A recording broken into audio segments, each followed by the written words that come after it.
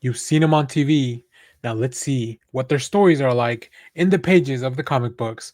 This is The Blue Falcon and Dynomutt #1 from Dynamite.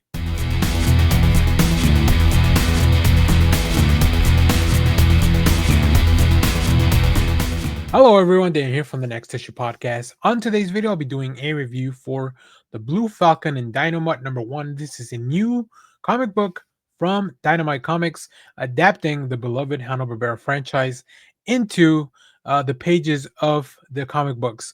So this is a very interesting property, and I was able to read this a little bit in advance. It's a really cool retelling of the this property, right? This is obviously something that originally was for children, but I feel like this is a cool new take. So let's talk about the team before we get into all this.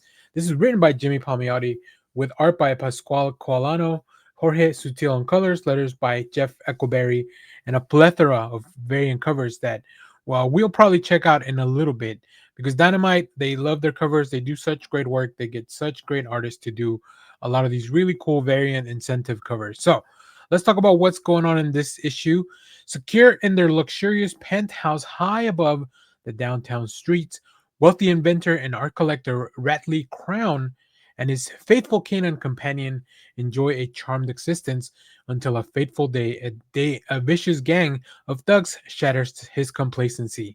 In the aftermath of the vicious attack, Crown focused his incredible technical skills to rebuild both himself and his four-legged companion into the ultimate instruments of retribution, the Blue Falcon and Dynomutt, the Dog Wonder.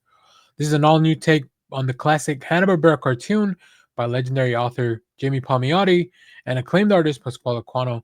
So I went into this not really knowing anything about the synopsis, and I really like the way that this story feels a lot more violent, a little bit more grounded, even than the cartoon, right? Feels like a little bit more realistic approach on this, and it's really really cool. Jimmy Palmiotti, I mean, comic book legend, a lot of really cool stuff, including Red Sonja, of course, from Dynamite, Harley Quinn, and so many other things, both on the art side and on the writing side. I think that he really brings this up in a way that feels more modern, more contemporary, but still doesn't lose the charm that you bring with the original Blue Falcon and Dynamite stuff, which I'm not super familiar with. I remember watching some of this stuff, and I think there was a crossover as well when Hanna Barbera was doing some stuff with DC, which I think was very cool. But other than that, this one goes really hard for the throat and for the heart.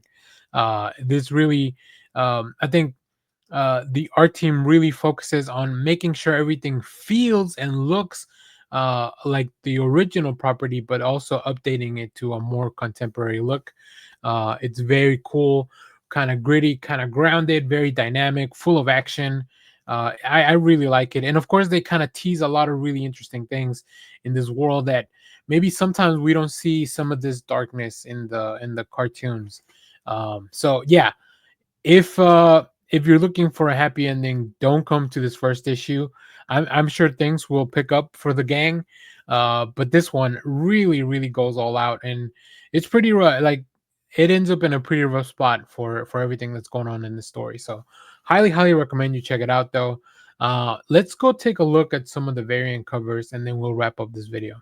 All right, so here we have the covers that you can pick up this week in stores. The first one's the main cover by Lucio Parillo, and then let's go through League of Comic Geeks to see what else they've put out. We have Amanda Connor, of course. I mean, you have to get an Amanda Connor here. Really cool cover here. Very much feeling more like the cartoon. This is Joseph Michael Listner. Incredible stuff. Dino Mutt, really cool. Uh, then we have Francesco Mattina, who's very prolific when it comes to variant covers. Very dark, very gritty. This one for sure. Then we have a foil cover from the main cover as well, by Lucio Perigo. Then the Virgin variant, so no trade dress on that. I think this is also a foil cover for Matina. And then we have, of course, a blank, so you can get your own stuff. And a metal cover that they're gonna do for the main cover as well. So really cool. Oh, we have this really cool sketch cover by Joseph Michael Listner.